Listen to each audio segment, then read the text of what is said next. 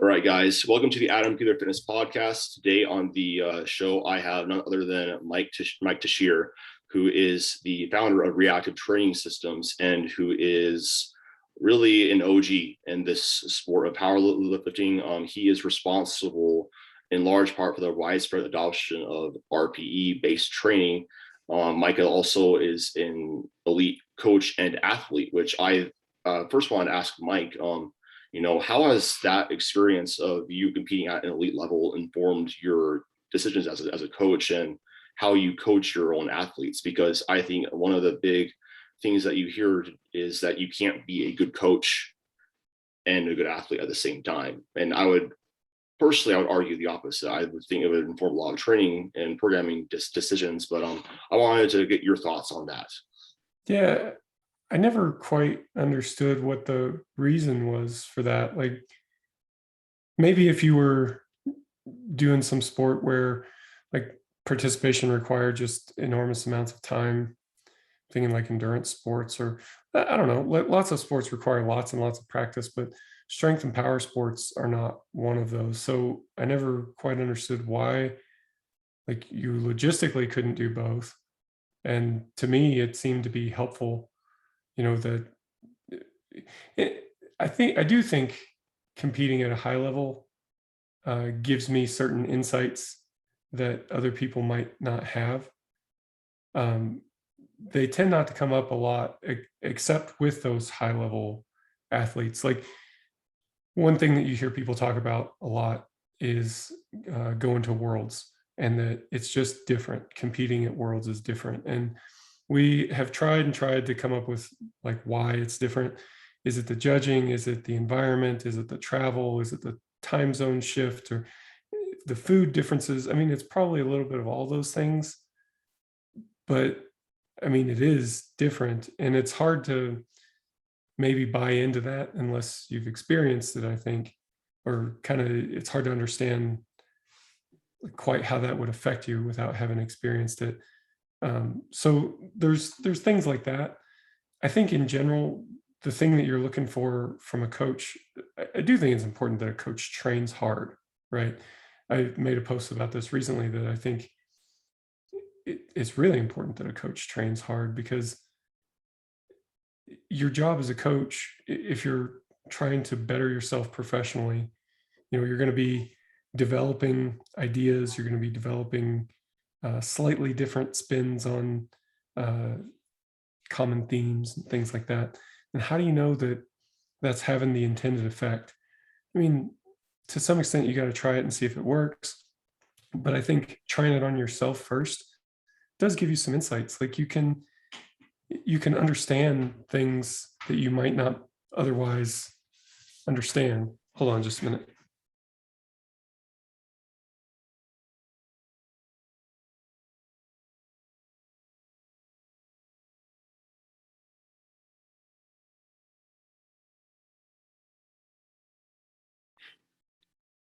Sorry about that.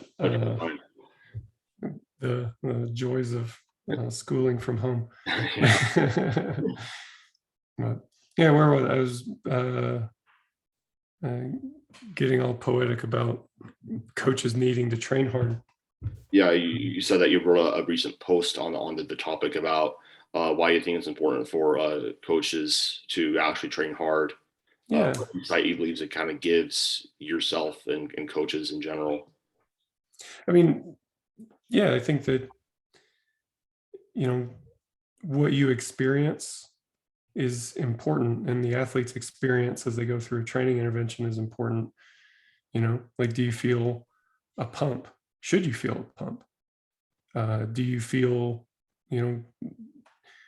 is a certain sequence of movements too taxing on your lower back or on your grip or something like that? Is this an appropriate amount of volume? I mean, of course, that varies pretty widely, but, what does that experience feel like? And I mean, you could just avoid that, I guess, by never trying anything new, but that seems to be pretty obviously a problem, right? Yeah, for sure. For myself personally, I know that because when I came from a bodybuilding background, doing the concept of like doing like squat and bench on the same day, or doing a squat and deadlift on the same day. That was like, what the heck? And SBD day, like, what is this? And like sometimes I really think that, like, if I personally didn't understand what it felt like to one, compete, water cuts, have to go into the gym when I'm tired and still try hard, still try, although, obviously respecting RPE and whatever my prescribed programming is, knowing what it feels like to be sore, or not have much sleep, or be stressed out from school. I feel like, for myself personally, I find I can better make programming decisions, and not only decisions from like a top down model, but on the fly, because there's lots of times, especially during preps, where I feel like, there's everything kind of changes like on the flip of a dime. Um, what was your experience been throughout like meet preps with yourself and with coaching athletes? Because I know a big part of your approach to programming is bottom up, which is, for listeners who are unaware, in traditional periodization models, lots of it was top down. And Mike had a really innovative idea with programming called emerging strategies, which he hope Mike is going to be able to talk about that better than I ever can. But essentially, my understanding of it is that periodization is flawed, and although there are some heuristics of periodization that we should follow, it's likely we need to like pay attention to like emerging data. So I guess, like, how would you apply that to like a lifter's training and prep and whatnot? Yeah, I suppose I've backed off of some of the language around the flaws of periodization. I mean, yeah, a lot of that's true, but pointing it out maybe isn't the most helpful thing I could do and say. Um, so let me back up for a minute, and we can talk about ways to teach emerging strategies in a bit, maybe. But to just kind of give you the quick overview of what emerging strategies is. We all know that everyone responds to programs differently, and that a program that works great for one person may not work well for someone else. Yet we all have this kind of typical programming structure for powerlifting, where we start our block with higher volumes and lower intensities, and we gradually increase the intensity and reduce the volume as the competition gets closer.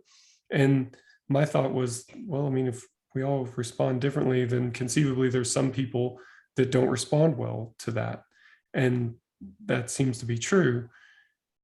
Now, emerging strategies comes into play when it's like, okay, let's figure out a way to learn what does an athlete respond best to.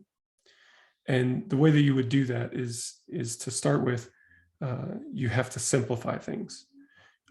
You're trying to be able to understand the athlete's response. You're trying to be able to separate signal from noise. So probably so emerging strategies itself is a concept, and we can take it pretty far, once we grasp the concept. But the most straightforward iteration of it is this: we design a training week, and we do that training week over and over. Now, what do I mean by that? I mean, let's design a training week. So exercises, sets, reps, and RPEs will allow the weight on the bar to change based on performance, but we're trying to give a constant stimulus. So it's the same exercise, the same sets and reps, and the same RPE, the same difficulty. And we repeat that training week. And while we're repeating that training week, we're monitoring the athlete's response. And what we notice is that in general, there are 3 different response types. You have athletes that just improve. So they do week 1, and then they do week 2, and that's a little bit better.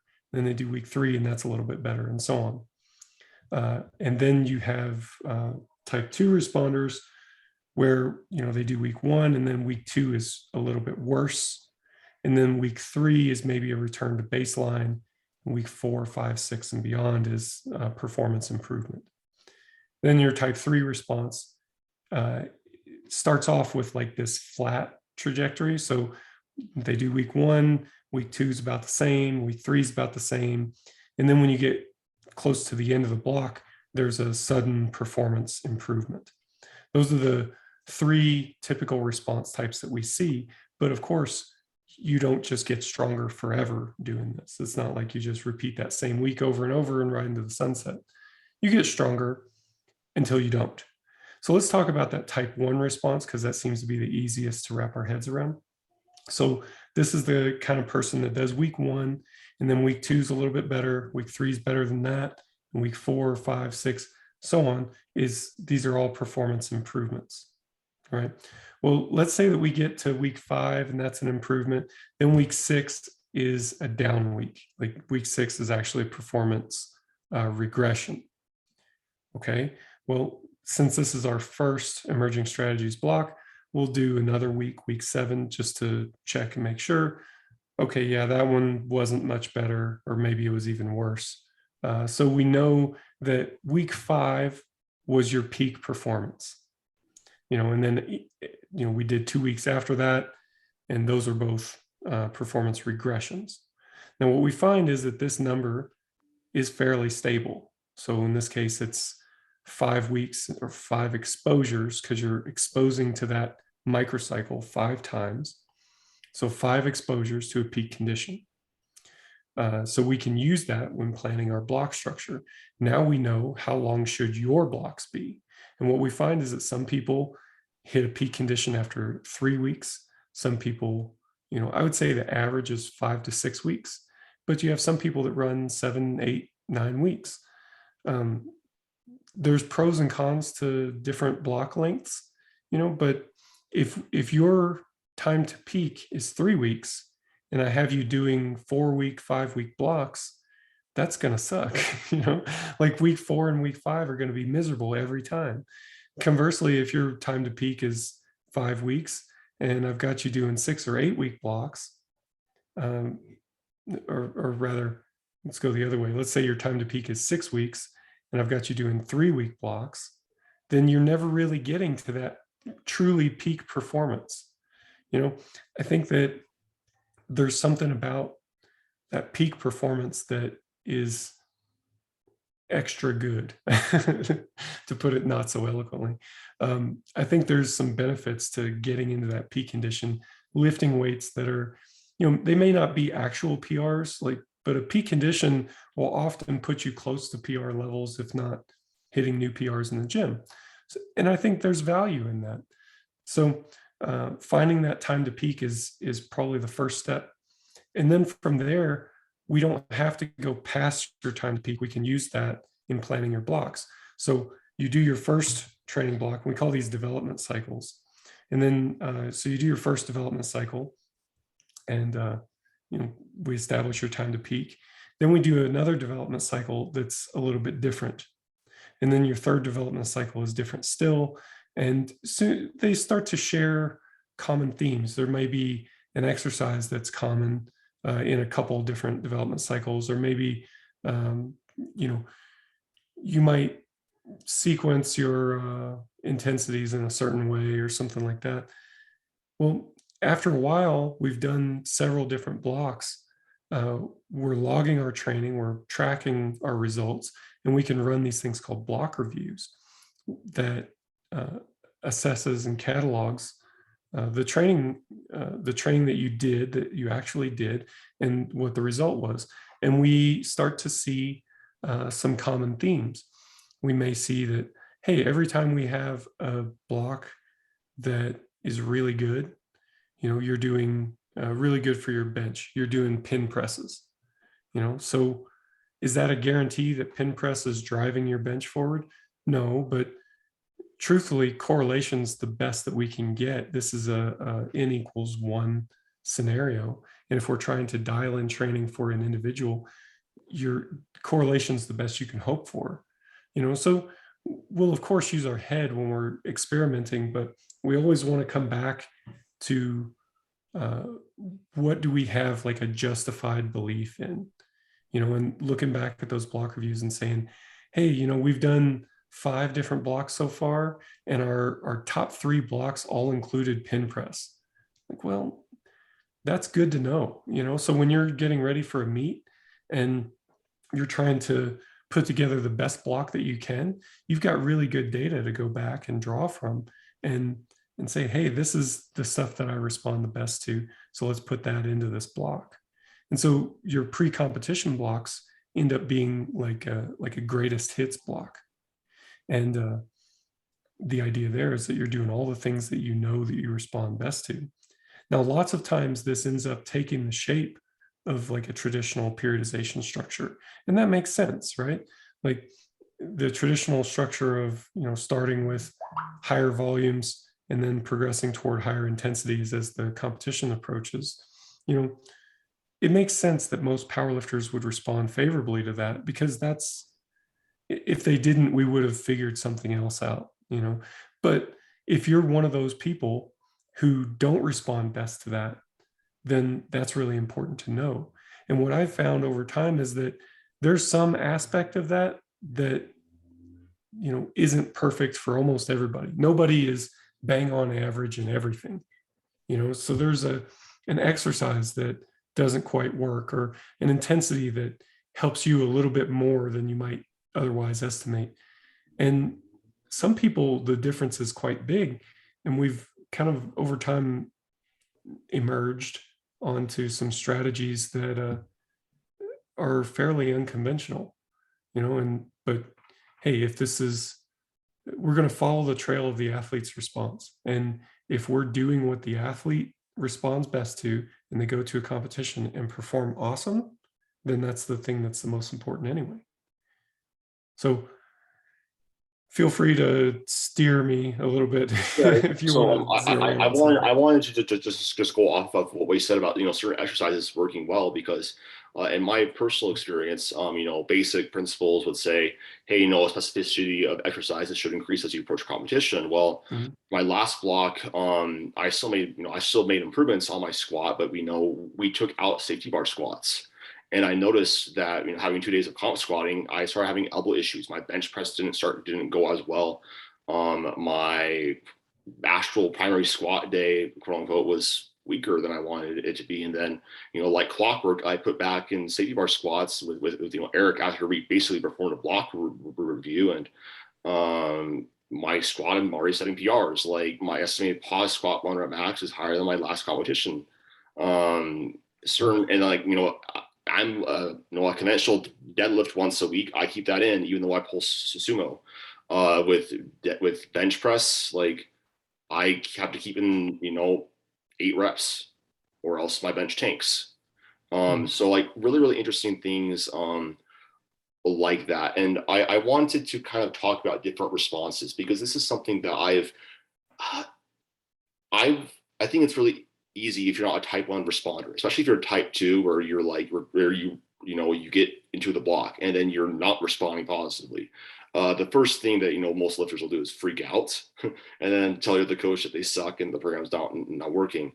In the sense of that, so is it basically only 1 down session and then a return to baseline?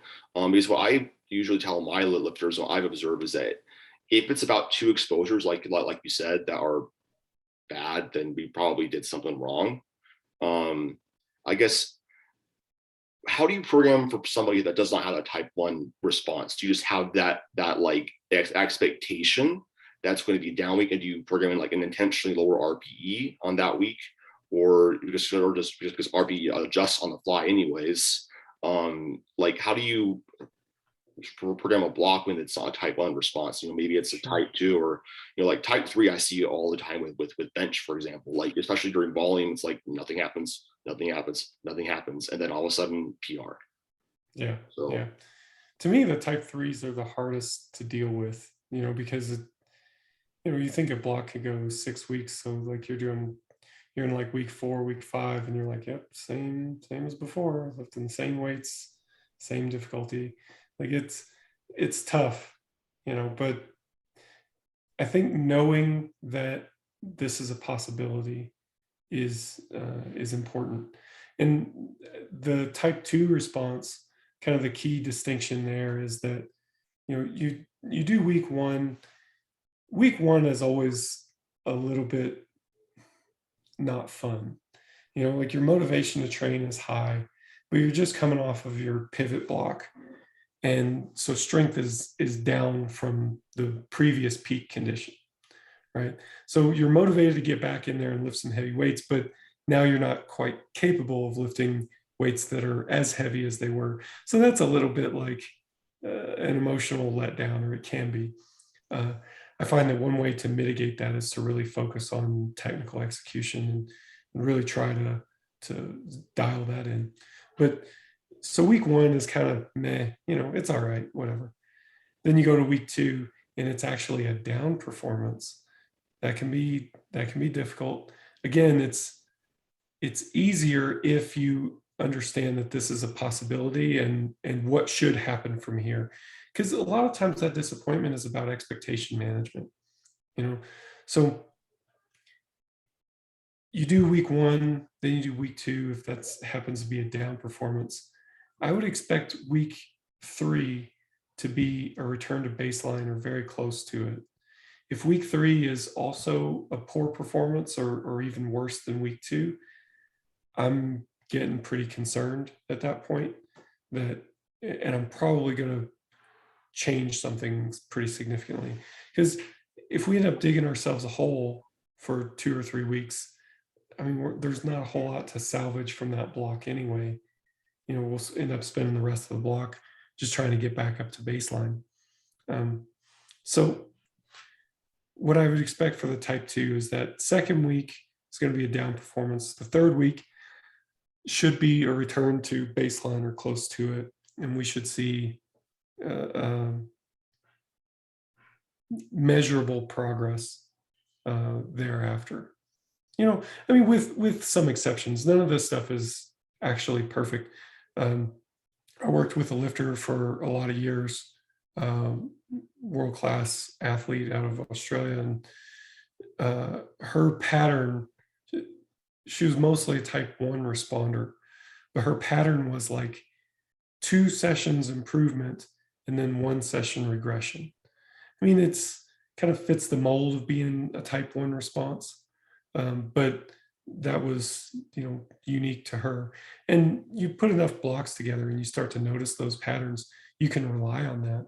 Like I remember we were getting ready for Worlds one year, and we're like 3 weeks out from Worlds, so you're getting nervous, you're getting pretty emotional about it. It's go time, and she has this really bad performance, and athletes get upset about that. I would get upset about that, but in this case, as a coach, I was able to go back to those block reviews and say, look, this is normal. This happens all the time and we expect it. You just had 2 sessions up. This session is down. And now we're going to have 2 more sessions that are up. And that last session that's up is going to happen on the competition day. We'll have our peak performance on the competition day. So we can even take this down session as a sign that things are progressing as they should, and lo and behold, they did. And we had a great competition. So yeah, I think like measuring those actual responses and using that it gives you like real actionable data. And you can use that in all manner of different things. You can use it from planning to athlete buy-in, all kinds of stuff as a coach. Yeah, I do think that what you said there about just letting them know that that's a possibility is a big thing. And I also think that the longer that you do train, obviously, because I think a big thing about virtual strategies that I like the most about it and the whole concept is that it makes you just pay attention. It's about paying attention to your training. It's about thinking about your training. It's about not just going into the gym, lifting the weights, and then going home and being like, gee, I wonder if that's going to actually help me, or like, what, did that work or not? Because a lot of times I don't think many lifters, at least who are newer to powerlifting, really understand the importance of data tracking. And I find that There's a certain personality type that does really, really well with powerlifting. Usually they like data in some way, shape, or form. Yeah. And I think that's what you said about just letting them know that's a possibility, paying attention to the data, to the response, so then you can plan. Because like what you said, like, what if you plan a peak where for that lifter in Australia, their performance was on competition day was on that down performance. This is something I actually noticed, like with my squat and my deadlift, like pretty predictably. When my deadlift will have its highest week, my squat usually has a downturn in performance, but then the week after that, my deadlift is usually not as good, and my squat goes up. And I found that that's about a three exposures on deadlift for me. And then then I'll have a down session, and then I'll have two high sessions, one low and then one up. And then bench, it's always just been a type 3 where it's just been static. And then at the end of the block, like I would do that. This would happen. I went into my session. I was just sitting around, 280 on bench for my top triple at 8. And then all of a sudden 300 times 8. I'm like, okay, like that happened. So I guess just paying attention is what's just really stands out to me about like what you said. Absolutely. In terms of athletes, how do you, because I'm sure that at this point, reactive training systems does attract that sort of client that is kind of more familiar with your system. How do you get your athletes to kind of, I guess, start thinking about their training more? Is it mostly a personal decision, or what influence can a coach have of, I guess, getting them more bought into that process of tracking data? Yeah, I try not to put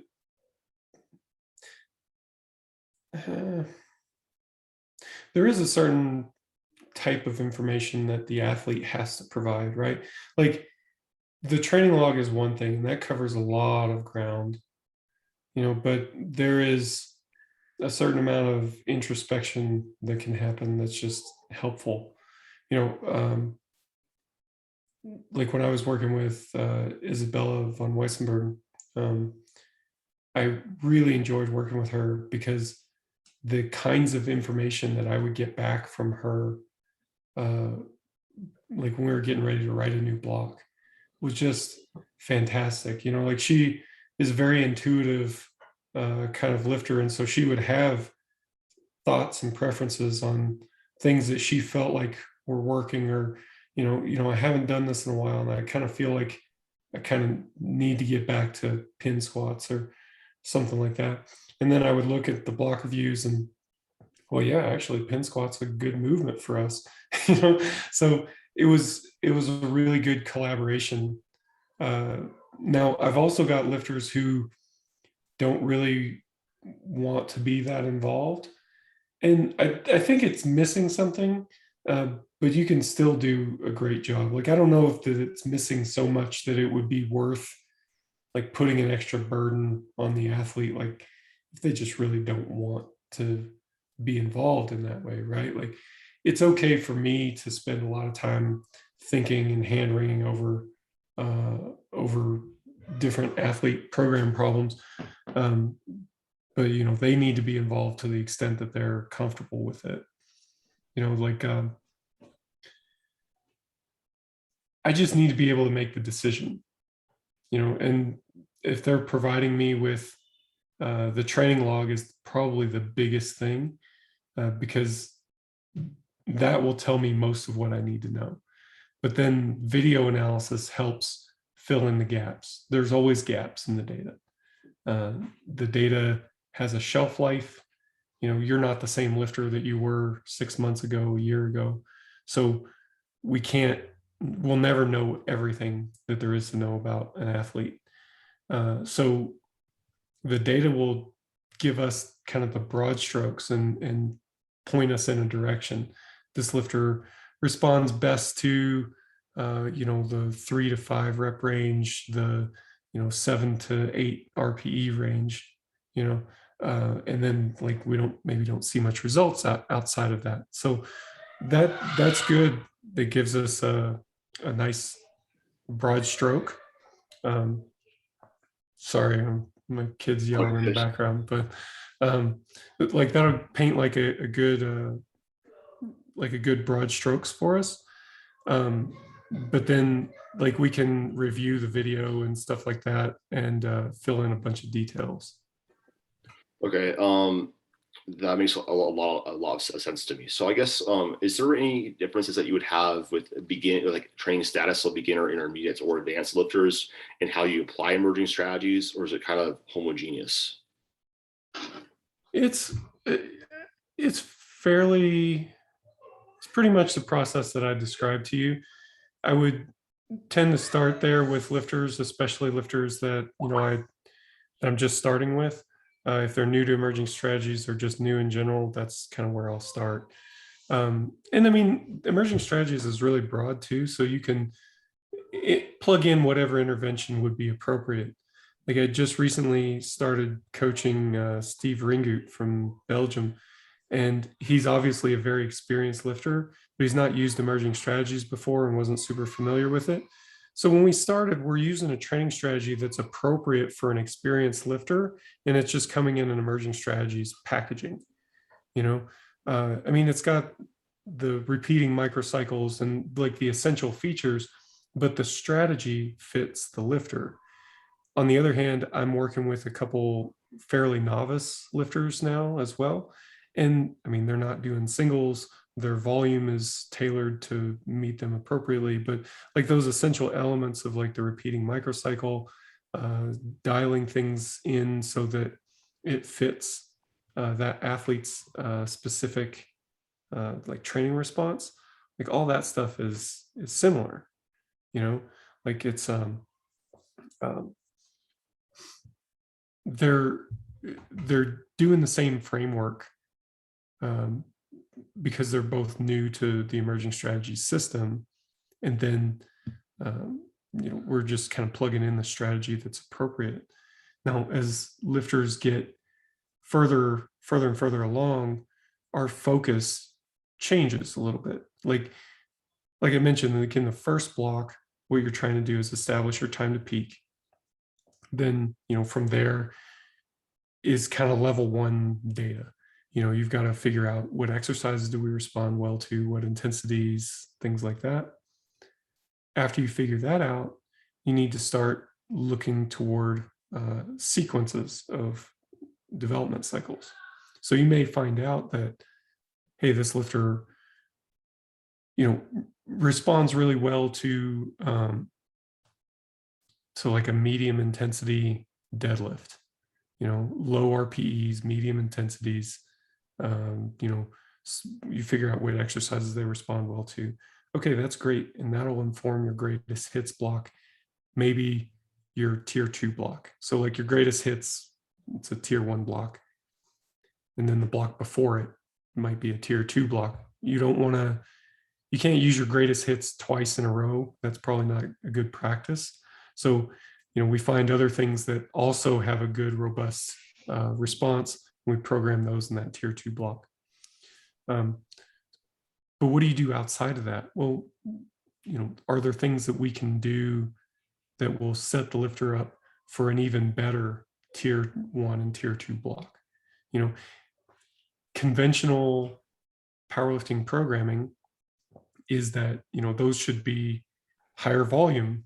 Higher volume should precede that, right? And that's not wrong in a lot of cases. And in fact, in an emerging strategies framework, when you're first starting off with a lifter, you don't know, that's a good place to look first because it works great for a lot of people. But you have to be open to the possibility that that won't work great for your athlete that you're working with right now. So do they need a high volume block, or does that just beat them up? Maybe they need a high intensity block. Maybe that helps potentiate the later blocks. And it could just be that the potentiating block, the preparatory block, maybe it's not driving a lot of progress by itself.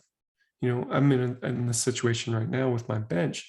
I'm doing a preparatory block, and it's holding pretty stagnant, but I'm not doing the stuff that normally drives my bench forward. So the thinking here is that I'm doing a block where I'm maintaining strength. I might be building a little bit of strength, but then I'm doing all that without using my tier 1, tier 2 methods. So that when I go back to those tier 1, tier 2 methods, hopefully we're a little bit more sensitive to that type of stimulus and I get a more robust training response. So that's some kind of things that you're looking for there. And then you also have to be mindful of kind of dialing in your pivot blocks. And that's something we haven't really got a chance to talk too much about today, the pivot, but there's in kind of introductory emerging strategy stuff, we kind of set the pivot aside for a minute and say, just think of it like a deload week. And that's fine, but there's so much more to it. And there's a lot of optimization that can be done there. And it's difficult because at that point, you're talking about something that, you're trying to walk a tightrope with maintaining strength, but also dissipating fatigue and setting yourself up for a successful development block. But it's difficult to attribute the things that you're doing in the pivot to the effects that you're experiencing, 6-8 weeks down the road. So optimizing the pivot is difficult, but it's potentially really useful, really important, just to shoring things up and really dialing in the training long term for an athlete. So my understanding of pivot weeks is that essentially, say you're running a developmental block and you're running certain exercises, maybe certain rep schemes. A pivot week is new exercises, new reps ranges. I know that you're working with Jordan Feigenbaum, and he was talking a little bit about like his pivot, or he was doing so you guys were experimenting with like some like lower rep, like kind of circuit style stuff. I guess it's kind of the purposes are one, shed fatigue, sort of is a little bit of resensitization to upcoming training that we know works probably.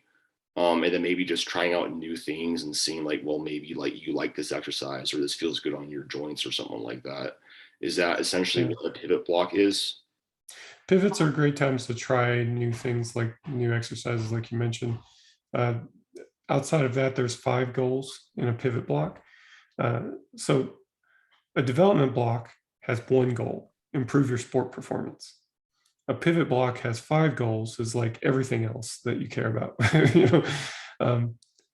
In a pivot, we need to make sure that we're dissipating any accumulated fatigue. There shouldn't be a ton, but there could be, and this is the opportunity to let that dissipate. And something the second goal kind of goes hand in hand with that, and that's to resensitize to training stimulus. I feel pretty strongly that that's a thing. I know that that's a difficult thing to research, but I feel quite strongly that that's a thing. The third goal, which runs counter to the first 2, is to maintain your strength. We want to dissipate fatigue and we want to resensitize you to training, but we don't want your strength to go into free fall during this period either.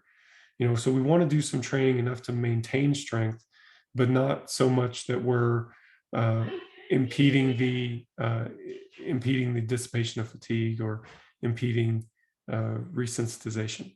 So those are the first 3, I would say, are the primary goals. And then we also have a goal of improving energy systems, which should have the downstream effect of improving recovery and work capacity later, long term. And then the final goal is to improve durability. Just again, like a lot of this stuff falls into anecdote and like coaching practices, but I've had lifters, I'm sure you've had lifters as well, that by God, when they do rows, their shoulders just feel better. And whether we can think of like a really robust reason why that's the case or not, I mean, let's just do some rows. I mean, if it makes your shoulders feel better and it lets us bench press more in the next development block, then sure, let's do it. It might not directly contribute to the bottom line, but that's all right. It's contributing in a secondary way, and we don't want to undervalue that either. But doing some things that are not just sagittal plane over and over. I mean, I don't know for sure that that stuff is going to help reduce injury rates or things like that, but I think it can't hurt. I think it probably helps you be a well-rounded athlete, and gets you out. And if nothing else, hell, it's a little bit interesting, you know.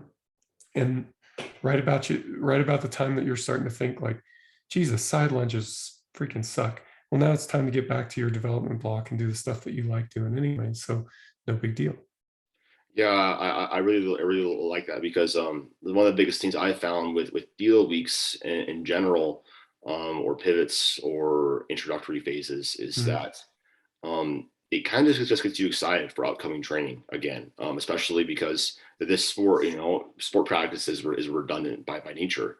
And if you wanted to get better at it, I used to do more full on deload weeks. I had a much more extreme training approach. Now that I'm under TSA and Eric Bodhorn, what we kind of do is we do 4-week accumulations, and then we have a linear periodization / a pivot week with, or like, I guess it's more of like an intro and a lot less of a pivot, where, right, it's kind of a combination of the two, honestly, where we'll introduce new exercises, new rep schemes, and I'll tell Eric what I thought about the last block, how I responded, where I think we should go from here. I also wanted to say one thing that you said about maybe the blocks that we do aren't always going to be there for progress. Maybe they're just to resensitize ourselves to the things that we know work. And I think that's something that is an interesting take on training, because I think we always want to believe that training is this straightforward line all the time, and that we always have to be progressing, or else we're doing something wrong. And sometimes that's just not true. And and plus, you're a lifter with so much experience, you more or less know what works, but you're willing to experiment, and you're kind of just like, well, worst case scenario, this doesn't work, and I can go back to what I know works, and then I can make progress, and progress could potentially be faster, or it doesn't really matter that much in the long run. So obviously, I think pivots are probably a little bit more of a advanced programming concept. What do you say in the Bruin strategies framework? Well, I think it's an important part to the package, that you need to do it. The way I would teach it is that you do a development cycle, you get to that peak condition, then you do a pivot, and then you do another development cycle. So it goes development, pivot, development, pivot, development, pivot. The pivot kind of serves that deload function in between, and I mean, it's a lot of the stuff that you said. And I know some of our coaches too will use a intro week as well. And that's totally fine. But something else I wanted to just mention, like you were talking about, the experience of being a strength athlete and having some redundant training. Like, this is a really common experience in a way that, you're doing when you're in say you're starting a high volume block. Your enthusiasm is really high in the beginning.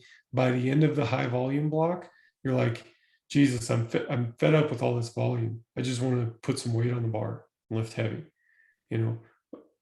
Totally makes sense. And then you get to the intensity block and you're enthusiastic, but by the time you get to the end of it, you're like, man, I'm just craving doing some like real volume work, just getting a good pump in and really feeling like I'm working hard. There's this tendency for lifters by the end of a block to want to do something different. And that's been my experience with emerging strategies too, is that you have a lifter, and while we're in the development block, they're engaged mentally, they're focused. And when we get to the end of that development block, you're getting into this peak condition. That's still fun, even though maybe you're starting to get a little bit worn down by that time. But then once you pass that peak condition, you get bored in a hurry.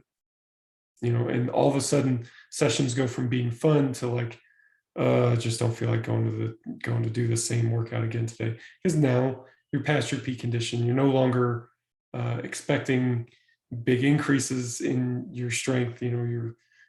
So To what you were that, doing. Yeah. So like, so yeah, all right, like I kind of go off, but like how I see where you're going is like, yeah, why not do like an intensity based deload in like a volume block, for a pivot. yeah, you absolutely can. Like we've done like strength maintenance stuff during a pivot that's like a single at 6 RPE, or maybe one hard set of 5 and a bunch of other stuff, a bunch of tempo work or something. You do have to be mindful of allowing that fatigue to dissipate and not just training. I mean, the one mistake I see people make is thinking that a pivot is going to be easy. Pivots are actually training. There's less of it on the whole, but the work that you do isn't just fluff work. I'll go to the gym, screw around for 30 minutes and go home. It is actually training. There's just less of it overall, so that's something that you need to mentally prepare for. But I find that like when athletes get to the end of their development block, like they're mentally ready to do something else. And the pivot provides that a lot of times. Like it's different exercises, it's a different structure, a different intensity zone. And that's a good way to switch things up. Then you do that for a short period of time, usually 1 to 2 weeks. And then mentally they're ready to get back to doing some stuff, maybe not exactly the same thing, but they're ready to get back to more serious training. I really, really like that. I think there's a ton of value in that. Yeah. I wanted to ask one last thing about emerging strategies. This is kind of related to, do you think that coaches in general should kind of come up with their own coaching philosophies or frameworks by which they make decisions by, that they kind of do in certain athlete situations or responses? Is there, like, do you think there's importance to that and having a coach having an actual system or way they make decisions? Because it sounds like to me like you kind of have that framework. Yeah. I don't know. I honestly hadn't thought too much about that. I suppose I'm definitely in favor of people, solving the problems that they see in front of them. I'm in favor of people, being students of the sport and being engaged. Like you pointed out earlier on, I think paying attention is probably the most valuable thing that you get from a coach. And a lot of what the emergent strategy system is designed for is to create a system that encourages and incentivizes you to pay attention. If you're paying attention, then it works better. You know, there's if you're going to go on autopilot, man, it's going to be a disaster. So it's a, I mean, forgive the analogy, it's a little bit of a self-serving analogy, I guess, but it's a high performance car that if you're going to work it, then it's going to be awesome. But if you're just going to drive it like a soccer mom, then the thing wants to go. So you gotta drive it. So yeah, as far as like whether other coaches should kind of build their own systems, I mean, I guess it's a little bit hypocritical for me to say no. um I mean, by all means, again, solve the problem that you see, but do it in a robust way. I mean, I would say that the systems that I've tried to make should be fairly malleable, and I mean, you don't have to take every component of any system that I've come up with, but I do want them to be malleable. I want them to be useful in a wide range of scenarios. Like it just doesn't. It's not very helpful if it's like, oh yeah, that emerging strategy thing. It doesn't work if the athlete's in a cut.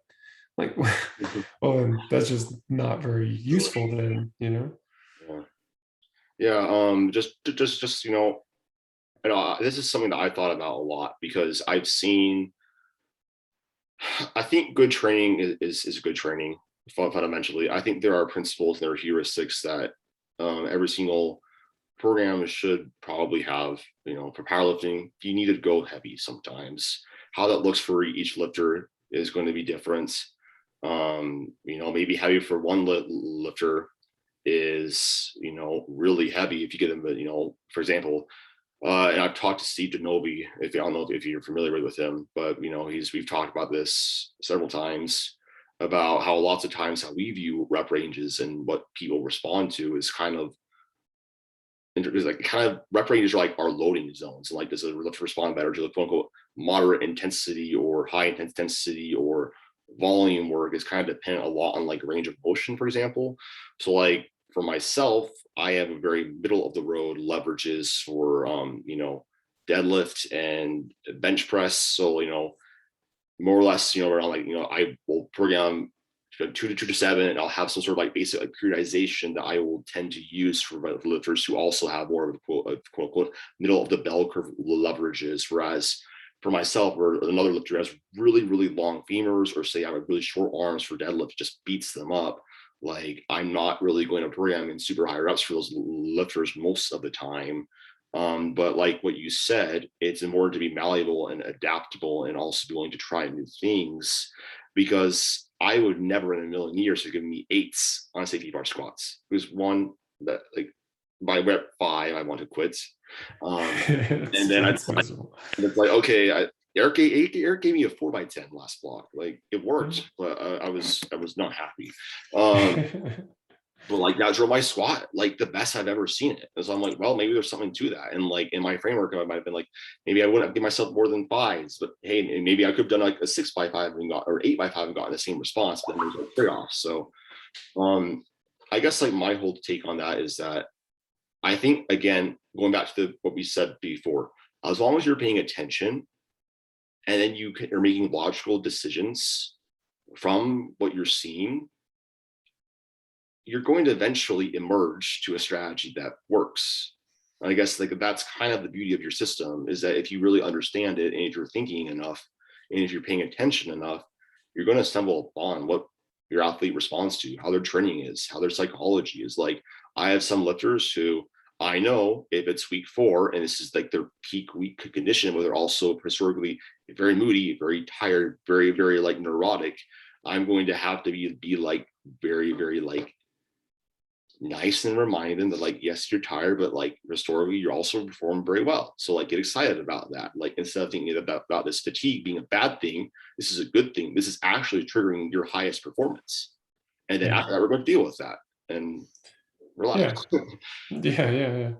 I totally agree. Gosh, there was something I wanted to add in there, but I think my oxygen debt for my training earlier is catching up with me. That Ep.18 is gotten over reached session. Yeah. No, I mean, you're right about that, and that there are principles that tend to work for pretty much everybody, and that's something that I don't think I appreciated fully when I first started teaching emerging strategies, which like it to me, it was like, well, this is a separate framework and it can stand on its own. And in theory, it can, like you can just, if you didn't know anything about training and you learned emerging strategies, you should be able to probably have a lot of errors, but eventually trial and error your way to an effective block. You're getting good data out, you're following a trail of athlete response, so you're going to zero in on the things that are most effective. And my thought was that most powerlifters, especially most powerlifting coaches, will have come in contact with enough just general ideas about powerlifting training that would be fine. But what I'm noticing as time has gone on, that you do need a robust understanding of more conventional training practices, that there are always gaps in our knowledge, and that those conventional training practices can help fill in some of those gaps. imagine, like, the scenario that we're always faced with as coaches. You get a new athlete that signs up and they say, I've got a competition in 8 weeks. Well, you don't really have time to do like 6 or 8 blocks and really dial it in and figure out what they need. Like, that's great, and that can come in time, but you need to hit the ground running. And that's where kind of knowing what most people respond best to, it gives you kind of a higher probability start. And I know that that may not sound super appealing. I'm doing a bad job of like marketing my own services, I guess, but but like, that's just the truth. Like, you've got to have a place to start, and you look for these higher hit percentages, more likely strategies when you're getting started, and that gives you a foothold. And usually it's fine, but it can be so much better than just fine if we just get a little bit of time to dial things in. Yeah, because just circling back to my earlier question about beginners, intermediates, and advanced, what I was thinking along those lines of that question is that I feel like that's kind of how people train at first, is kind of an emerging strategies framework. Beginners go into the gym. They say, did this work or not? What did I do? What exercises made me feel good? And then as they get more training time and more training history, and they kind of realize like, oh, these exercises make me feel good, or this is about the amount of sets I respond well to, or this is like where I see, and I think the beauty of it too is that when you're a beginner, the scope is so much more broad of what you can respond to and what you will respond to. And naturally over time, as you're paying attention, which is the key point, you're going to zone in as you advance on what drives your progress more and more, because that's when it matters more and more, in my opinion. And so that's kind of like how I view it, because I was just thinking about like, what did I do when I first started lifting? I went to the gym, did what I felt until I felt like I was done, and I went home. Yeah. And that worked. That drove adaptation. So I was doing anything wrong? Was I, we could sit here and argue about, well, scientifically, you're not doing that often. I'm like, dude, I made gains. Like, I was making progress. So like, who cares? Yeah. And I mean, like, all that stuff tends to be troubleshooting after the fact anyway, and that's fine. That's a great role for it, I think. And I was going to point out too that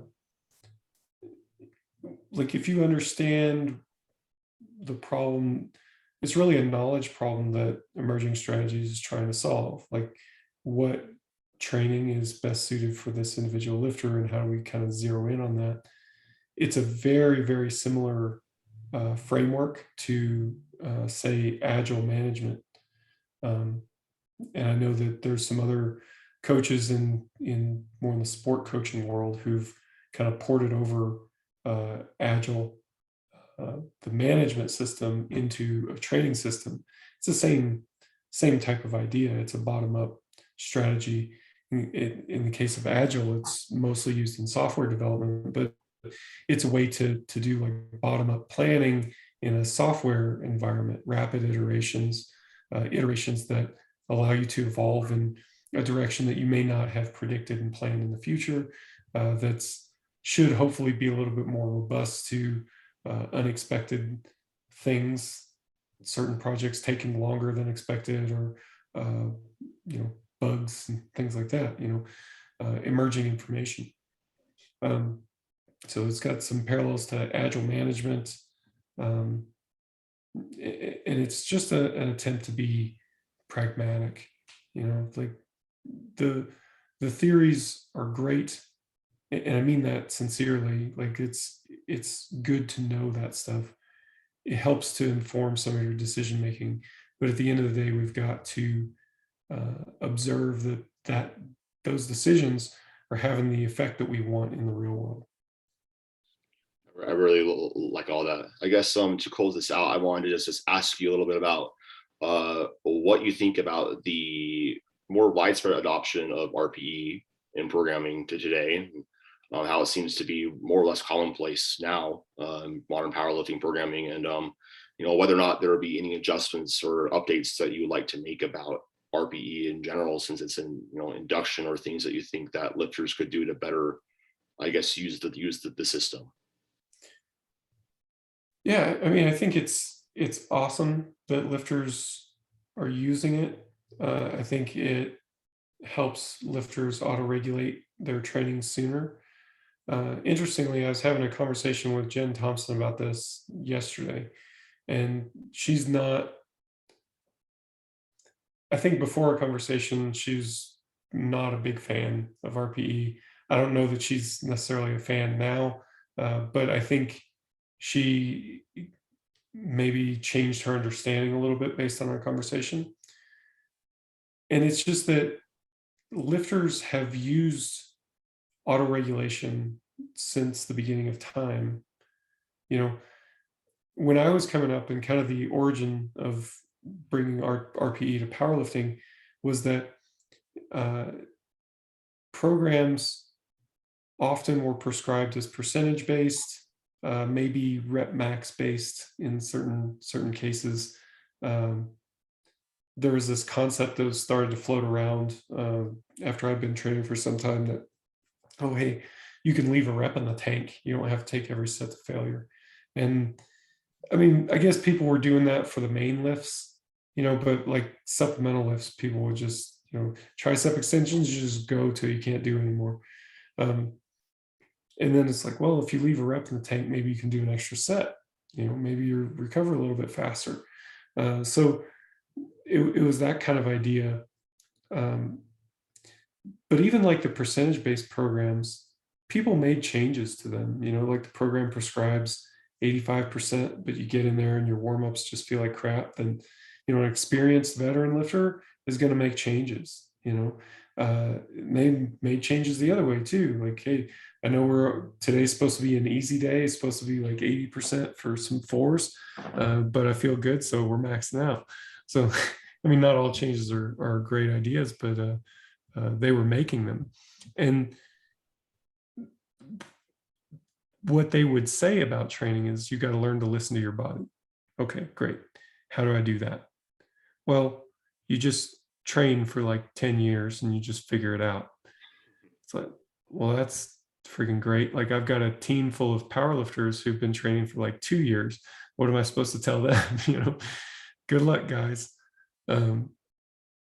So like the concept of RPE is kind of a way to teach younger lifters, more inexperienced lifters, what the experienced lifters already knew and had already been doing, right? There's a little bit more to it than that. Like, we get a little bit more fine-grained control because we're describing this explicitly instead of it just being totally intuitive, subjective. We get better communication, and we get, it makes it less subjective, less fuzzy, right? Like, if I say, that was a 9 RPE, you can look at it and say, that didn't look like a 9 RPE to me. And we may argue about that, but now we can argue about it. Where before I may say, that felt hard. And you would say, I don't know exactly what that means. Yeah. Like, how hard is hard, so there's more granularity, and that helps with communication and everything else. I mean, as far as things people can do to make it serve them better, I think if you're inclined to look into velocity, that would be kind of a way to take it to a new level.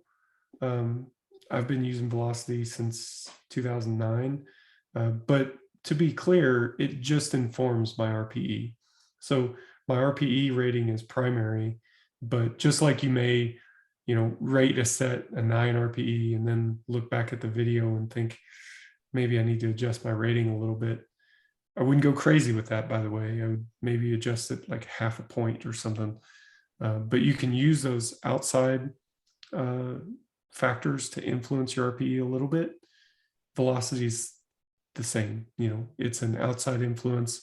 You can use it to influence your RPE a little bit. Like, yeah, that felt like a 9 RPE, but the velocity was really good. So maybe it was a little bit easier than my perception would have me believe. Now, last caveat is just that, as somebody who's experienced with using RPE and velocity, they agree with each other most of the time, the vast majority of the time. So that's as it should be as well. So something interesting about that, I film all my warm-ups. It helps me inform kind of my top set as kind of my ghetto velocity for the device. Yeah. So like example, I was working up to a single 8.5 to 9 on my deadlift, and I put on 606, and it felt really heavy. And I looked at the video, and I was like a 6. So I was like, okay, like you can probably do your plan, weight for that day based off of past training data, and like I moved, like thankfully, but I guess just to go off of that, then just to wrap things up, um, how does RPE make a lifter better? How does it make them um, contribute to their long term developments more than just having a percentage based program, specifically for people who have competition aspirations? Well, I mean, the first, probably most pragmatic thing is it's a really useful skill to develop, just kind of this awareness of your own performance. That's always going to be affected a little bit by your emotions. So when you get into a competition setting, I wouldn't rely on your perception just the same way that you would if you were in training. Your perception is going to be skewed because competitions are an emotional event. But having that skill will make you a more useful feedback mechanism than not having the skill. So knowing your RPE will be better than not knowing your RPE. So there's that one's the pragmatic one. But the second one, probably the most important one, is just what we were saying before, is paying attention. If you are training based on RPE, you're going to make changes to the program based on that RPE, then you're going to pay attention. Like you're saying, like you're paying attention to your warm-ups. How are things moving? How am I performing? You're paying attention to all that. You're switched on. And man, there's no substitute for that. If you've ever had any training sessions that are not like that, like maybe there's just a bunch of just low intensity, low RPE volume work, and you just got to go in and get it done. There's just not much to be done there. Like I've had sessions like that, and like I think, God, this is a little bit boring, so I'm just gonna put on a podcast and not really, just kind of zone out, do my volume, and leave. Those sessions are missing something. That they're not as engaging, and you're not paying attention. You're not like making the effort as much. And I think there's a tremendous value in making that effort. So um, I mean, I think it's a system that really encourages that and rewards people who do it as well. So I suppose that's my answer. I think that's a really great way to end off this podcast. We've been talking for quite a while. I wanted to just really thank you so much for your time. I know you're a busy man. I guess maybe like let us know about any of your upcoming plans for like competition or training, and like where we can find you for coaching. Sure. Let's see, upcoming plans. We've been doing a lot of courses lately. We have a course on emerging strategies. We have courses on velocity-based training, equipped lifting, coaching skills, all kinds of stuff. So we've been really putting a lot of effort into courses lately. So if anybody is inclined to look into that. We've also still somewhat recently launched an RTS community. And that's really for people who are, I would say, kind of self-coached or possibly coaches of others. It provides some community for that. So if you are looking for a place to bounce ideas around or ask questions, one of the key features of that one is our office hours. And they're these standing appointments with RTS coaches and lots of outside RTS subject matter experts. And they're just standing meetings. You find one that you want to go to, and you just jump on a call. So you can just jump on a call with Megan Bryanton, who is a biomechanist. And, you say, hey, I've been having this problem with, so-and-so squats, maybe you send her a video ahead of time. And she says, yeah, I watched the video and this is what I think the weaknesses are. And, you can go back and forth, ask questions. Maybe you jump on a call with Kristen Lander and ask about nutrition. So there's lots and lots of, we've got something going on there like every day. So that's something else that we've been doing lately that we're pretty proud of. I mean, I'm sure I'm forgetting about something, but I won't drone on and on about RTS stuff. We post about all this stuff on our Instagram. So if anybody is super curious, that's where I would look. Any competitions for you in the upcoming future, just training to get stronger? I feel like you might have some inside information here that Oh man. no, I'm considering doing a meet in the spring. I haven't done one since 2016, but things are going well. I'm feeling healthy. I've been able to kind of return to powerlifting training in earnest. So if all goes well, I'll spin up and do something in the spring. So that'd be fun. The return of Mike T to the platform.